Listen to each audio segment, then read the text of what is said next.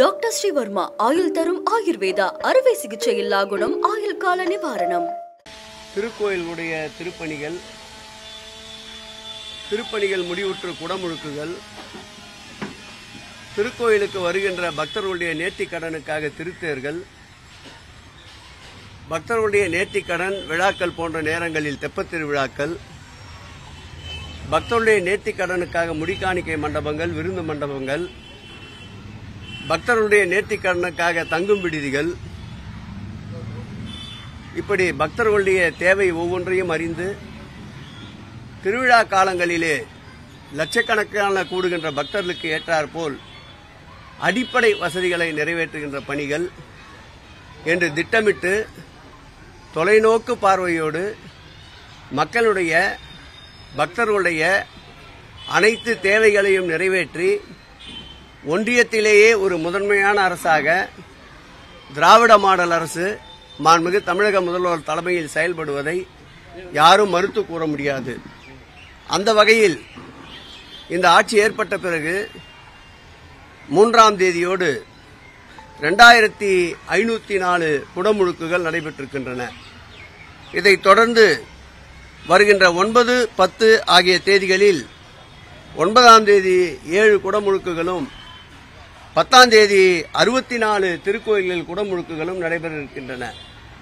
1000 ஆண்டுகளுக்கு மேற்பட்ட திருக்கோயில்கள் என்று எடுத்துக்கொண்டால் இந்த ஆட்சி ஏற்பட்ட பிறகு நம் மன்னர்கள் நமக்கு விட்டு சென்ற பொக்கிஷமான அந்த திருக்கோயிலை பாதுகாக்கின்ற நடவடிக்கையில் அரசு 300 கோடி ரூபாய் இதுவரையில் மானியமாக வழங்கியிருக்கின்ற போதில் அரசு அல்லாமல் மக்களுடைய உபயதாரர் நிதியாக 60 கோடி இதுவரையில் வரப்பெற்ற நிலையில் 67 கோடி திருக்கோயில் சார்பில் என்று சுமார் 427 கோடி ரூபாய் செலவில் 1000 ஆண்டுகளுக்கு மேற்பட்ட திருக்கோயில் திருப்பணிகள் மேற்கொள்ளப்பட்டதின் விளைவாக இதுவரையில் 49 திருக்கோயில்கள் 1000 ஆண்டுகளுக்கு மேற்பட்ட திருக்கோயிலுடைய குடமுழுக்குகள் நடத்தி முடிக்கப்பட்டிருக்கின்றதை பெருமையோடு இந்து சமய அறநிலையத்துறை சொல்லிக் கொள்வதில் பெருமிதம் அடைகிறோம்.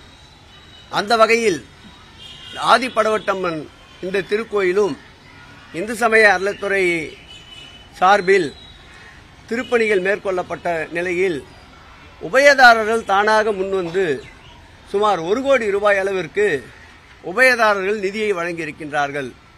இதை ஏன் குறிப்பிடுகிறேன் என்றால், இந்த ஆட்சி ஏற்பட்ட பிறகு உபயதாரர் நிதி என்று எடுத்துக்கொண்டால் கடந்த காலங்களில் இல்லாத அளவிற்கு 1246 கோடி ரூபாய் இதுவரையில் உபயதாரர் நிதி மாத்திரம் பெறப்பட்டிருக்கின்றது.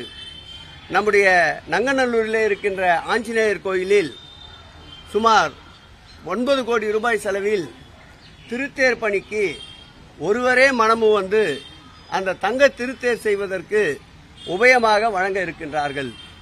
இப்படி பல்வேறு வகையில் திருப்பணிகள் நடைபெறுவதற்கு காரணமாக இருக்கின்ற இந்த சூழலில் அந்தந்த பகுதிகளில் உட்புறமாக அமைந்திருக்கின்ற இதுபோன்ற திருக்கோயில்களிலும் அதிக முக்கியத்துவம் கவனம் செலுத்த வேண்டும் என்பதற்காக 2024-25ஆம் ஆண்டு 100 திருக்கோயில்கள் என்று அறிவித்திருந்தோம். அதில் ஒரு கோயிலாக இந்த ஆதிபடவட்டம்மன் திருக்கோயில் மார்ச் மாதம் 3ஆம் தேதி குடமுழுக்கு நடத்தப்பட இருக்கின்றது. அந்த குடமுழுக்குக்கு தேவையான ஆயத்த பணிகளை இன்றைக்கு பெருநகரத்துடைய மேயர் நம்முடைய பிரியா ராஜன் அவர்களும், துறையினுடைய ஆணையாளர் நம்முடைய ஸ்ரீதரன் அவர்களும், இந்த பகுதியில் பெரும்பான்மையாக ஆன்மீகத்திற்கென்று பல்வேறு வகையில் கேட்காமலே உதவிகள் புரிந்து வருகின்ற சிவாச்சாரியார் அன்பிற்கினிய காளிதாஸ் சாமி அவர்களும், இந்த மண்டலத்துடைய மாநகராட்சியுடைய தலைவர் அன்பிற்கினிய சரிதா மகேஷ்குமார் அவர்களும், துறையினுடைய இணை ஆணையாளர் முல்லை அவர்களும் ஒருங்கிணைந்து ஆய்வுப் பணிகளை மேற்கொண்டோம். அந்த நாள் முழுவதும் ஒரு 5000 பேருக்கு அன்னதானம் வழங்குவதென்றும், பகுதியிலே இருக்கின்ற மக்களுக்கு 2500 பேருக்கு நேரடியாக சென்று மஞ்சள் குங்குமம் தாம்பாளத்தோடு இந்த திருக்கோயிலுடைய மகா கும்பாபிஷேகத்திற்கு வருமாறு அழைப்பு விடுப்பதென்றும் இன்றைக்கு முடிவெடுத்திருக்கின்றோம். அந்த வகையில் மார்ச் 3ஆம் தேதி கோலாகலமாக இந்த குடமுழுக்கு நடைபெற இருக்கின்றது என்பதை தெரிவித்துக் கொள்கின்ற அதே நேரத்தில் திருக்கோயிலுடைய நிலங்கள் இதுவரையில் மீட்கப்பட்டிருக்கின்ற எண்ணிக்கை என்பது 7154 கோடி ரூபாய் மதிப்பில் உள்ள நிலங்கள் மீட்கப்பட்டிருக்கின்றன. நேற்றைக்கு கூட நம்முடைய வில்லிவாக்கத்திலே இருக்கின்ற ஆதிபுரீஸ்வரர் திருக்கோயிலில் 10 கோடி ரூபாய் மதிப்பிலான நிலம் மீட்கப்பட்டிருக்கின்றன. அதேபோல் திருக்கோயிலுடைய நிலங்கள் அளவீடு செய்யப்பட்டு எல்லைக்கற்கள் நடப்பட்டிருக்கின்ற ஏக்கருடைய அளவு 1,81,000 ஏக்கர் அளவிடப்பட்டு கற்கள் பதிக்கப்பட்டிருக்கின்றன. அதேபோல் இதுவரையில் இந்த ஆட்சி ஏற்பட்ட பிறகு வல்லுநர் குழுவுடைய ஒப்புதல் 11,261 திருக்கோயில்களுக்கு வல்லுநர் குழு ஒப்புதல் அளிக்கப்பட்டிருக்கின்றன. மொத்த திருப்பணிகள் ஏற்றுக்கொண்டிருக்கின்ற திருப்பணிகள் 23,234 திருப்பணிகள் சுமார் 5,514 கோடி 515 கோடியே 54 லட்சம் செலவில் திருப்பணிகள் மேற்கொள்ளப்பட்டு வருகின்றன. இதில் உபயதாரர் நிதி மாத்திரம் 1,293 கோடி ரூபாய் அளவில் சுமார் 10,063 திருப்பணிகள் மேற்கொள்ளப்பட்டு வருகின்றன. இது இதுவரையில் இந்து சமய அறநிலையத்தின் வரலாற்றில் இல்லாத அளவிற்கு ஏற்படுத்தப்பட்டிருக்கின்ற திருப்பணிகள் என்பதை மகிழ்ச்சியோடு தெரிவித்துக் கொள்கிறோம். இந்த திருப்பணிகள், இந்த குடமுழுக்கு என்பது இன்றைக்கு 2,504 தொட்டிருக்கின்ற இந்த ஆண்டு இறுதிக்குள் 3,000 எட்டி பிடிக்கின்ற அளவிற்கு துறையினுடைய வேகம் இன்னும் அதிகரிக்கும். திருப்பரங்குன்றம் விவகாரத்தில் தமிழ்நாடு தொடர்ந்து ஒரு 2 வாரமாகவே 2 மதம் சார்ந்த பிரச்சனையா நிலவுது. நேற்று கூட இந்த அமைப்புடன் அங்க போராட்டம் பண்ணிருக்காங்க. தமிழ்நாடு அரசு நிலைப்பாடு என்ன?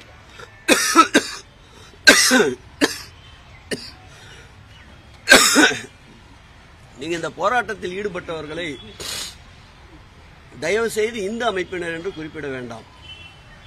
அதில் முழுக்க முழுக்க அந்த போராட்டத்தில் ஈடுபட்டவர்கள் எங்களுடைய கண்ணோட்டத்தை பொறுத்தளவில் பாரதிய ஜனதா என்றுதான் நான் குற்றம் சாட்ட விரும்புகிறேன். அவர்கள் ஏதோ ஒரு எண்ணத்தை மையமாக வைத்து இந்த ஆட்சிக்கு ஒரு அபாயத்தை உருவாக்க வேண்டும் என்று நினைக்கின்றார்கள்.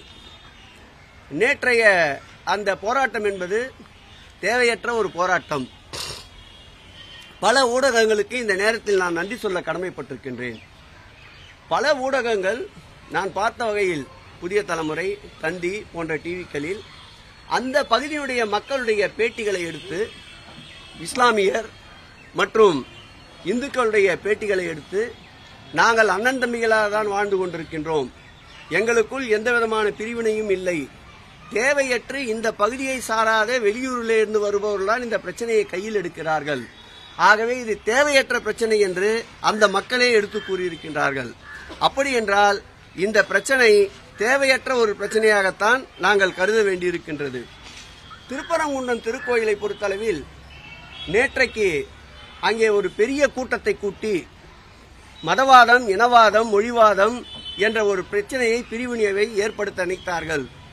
இது வேறு வட மாநிலங்கள் வேண்டுமென்றால் இதற்குண்டான சாத்தியக்கூறுகள் அமையக்கூடும். எச் ராஜா, அண்ணாமலை போன்றவர்களுக்கு சொல்லிக் கொள்வது என்னவென்றால், எங்கள் முதல்வர் எங்களை கொஞ்சம் அடக்கி வாசிக்க சொல்லியிருக்கின்றார். நீங்கள் வட மாநிலங்களைப் போல் இங்கும் கலவரத்தை ஏற்படுத்த வேண்டும் என்று நினைக்கின்றீர்கள். இங்கே இருக்கின்ற முதல்வர் உறுதிமிக்க முதல்வர், இரும்பு மனிதர். எங்கு கலவரங்கள் ஏற்பட்டாலும் இரும்பு கரம் கொண்டு அடக்க தயாராக இருக்கின்றார். ஆகவே இந்த மண்ணில், பெரியார் மண்ணில், திராவிட மண்ணில், திராவிட மாடல் ஆட்சியில் இதுபோன்ற நிகழ்வுகள் நடைபெறுவதற்கு ஒரு காலமும் அனுமதிக்க மாட்டார். திருப்பரங்குன்றம் மலையை பொறுத்தளவில் 1920ஆம் ஆண்டு மதுரை நீதிமன்றம், சார்பு நீதிமன்றம் ஒரு உத்தரவை வழங்கியது. அதன் பிறகு 1930ஆம் ஆண்டு லண்டன் பிரிவி கவுன்சில் ஒரு உத்தரவை வழங்கியிருக்கின்றது. அதைத் தொடர்ந்து 1958, 1975, 2004, 2017, 2021 என்று பல கட்டங்களில் பல்வேறு உத்தரவுகளை நீதிமன்றங்கள் வழங்கியிருக்கின்றது. தற்போது கூட இது தொடர்பான 2 வழக்குகள் நீதிமன்றத்தில் நிலுவையில் இருக்கின்றன. இந்த கடந்த காலங்களில் எந்தெந்த அடிப்படையில் 7 வழக்குகளில் நீதிமன்றம் உத்தரவு வழங்கியதோ அந்த நீதிமன்றத்தின் உத்தரவிற்கேற்றார் போல்தான் இந்த அரசு நீதியின் அரசு என்பதால், நீதி தேவதையின் அரசு என்பதால் அதை மதித்து செயல்பட்டுக் கொண்டிருக்கின்றோம். ஆனால் இதை வைத்து அரசியல் குளிர்காயலாம் என்று இந்த பிரச்சனையை கையில் எடுப்பவர்களுக்கு சொல்லிக் கொள்வது எல்லோருக்கும் எல்லாம் என்ற அரசு இந்த அரசு. நீதிமன்றம் என்ன வழிகாட்டுகின்றதோ அதன்படிதான் இந்த அரசு செயல்படும்.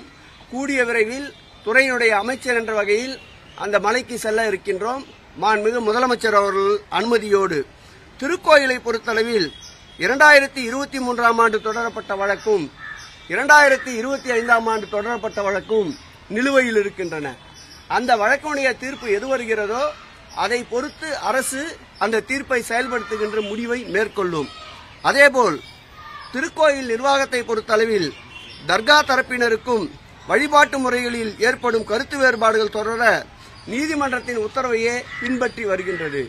அங்கே இஸ்லாமியர்களும் இந்துக்களும் மாமன் மச்சான்களாக சகோதரத்தோடு வாழ்ந்து கொண்டிருக்கின்றார்கள். பாரதிய ஜனதா கட்சி தமிழ்நாட்டில் அந்நியப்படுத்தி அதன் மூலம் தேர்தல் லாபம் காணலாம் என்று நினைக்கின்றார்கள். 2026ஆம் ஆண்டு மக்கள் வெகுண்டெழுந்திருக்கின்றார்கள். இந்த திருப்பரங்குன்றம் திருக்கோயிலை பொறுத்தளவில் தர்கா இந்த கோயில் பிரச்சனையில் அவர்கள் எடுத்திருக்கின்ற நடவடிக்கைகளால் அவருடைய வாக்கு சதவீதம் 0 அடைந்தாலும் ஆச்சரியப்படுவதற்கில்லை. நேற்றைக்கு கூட நீங்கள் அங்கே கூடிய கூட்டத்தை பார்த்திருப்பீர்கள். ஒரு மதத்திற்கு ஒரு இனத்திற்கு எதிர்ப்பாகத்தான் கோஷங்களை போட்டுக் கொண்டிருந்தார். பொறுப்புள்ளவர் என்று சொல்லிக் கொண்டிருக்கின்ற பாரதிய ஜனதாவில் இருப்பவரே ஒலிபெருக்கையை பிடித்து மதத்தால் இனத்தால் மக்களை வேறுபடுத்திக் கொண்டிருக்கின்றார். இந்த ஆட்சியை பொறுத்தளவில் எல்லோருக்கும் எல்லாம் ஏற்கனவே என்ன வழிபாட்டு நெறிமுறைகள் இருந்ததோ என்ன வழிபாட்டை தொடர்ந்து கொண்டிருக்கின்றார்களோ அதுவே தொடரும். நீதிமன்ற தீர்ப்பின் அடிப்படையில் மாண்புமிகு தமிழக முதல்வர் அவர்கள் நிச்சயம் நீதிமன்றத்தின் வழிகாட்டுதலோடு ஏற்புடைய கருத்துக்கள் என்றால் செயல்படுவதற்கு தயாராக இருக்கின்றோம்.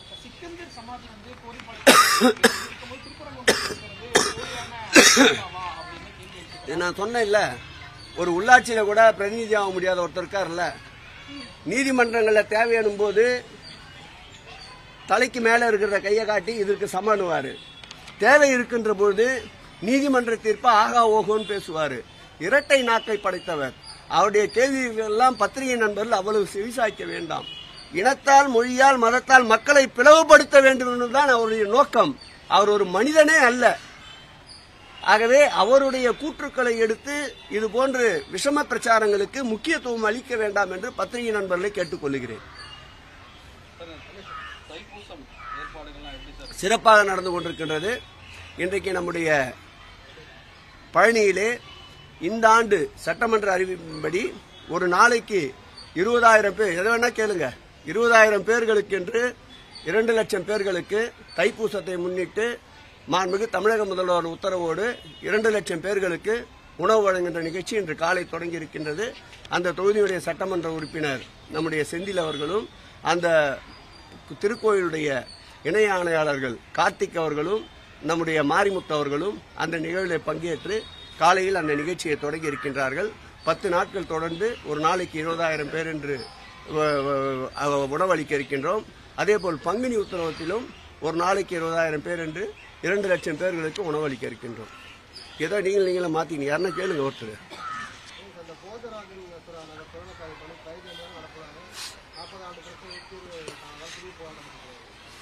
அதாவது அந்த போஜராஜன் மேம்பாலத்தை பொறுத்தவரை நான் எம்எல்ஏவாக இருந்தப்போ பீசிபிலிட்டி ஸ்டடி பண்ணாங்க 2001.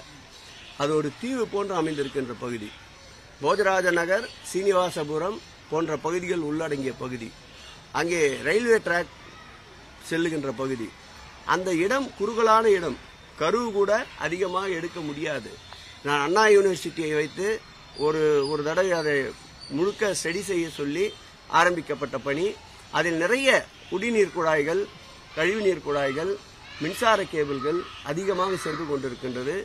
என் நினைவுக்கு தெரிந்த வரையில் 12 ஆண்டு காலம் அல்ல, இந்த ஆட்சி ஏற்பட்ட பிறகுதான் நானும் உள்ளாட்சித்துறை அமைச்சர் அண்ணன் நேரு அவர்களும் அந்த சட்டமன்ற உறுப்பினரும் அங்கு போஜராஜ நகர் பணியினை துவக்கி வைத்தோம்.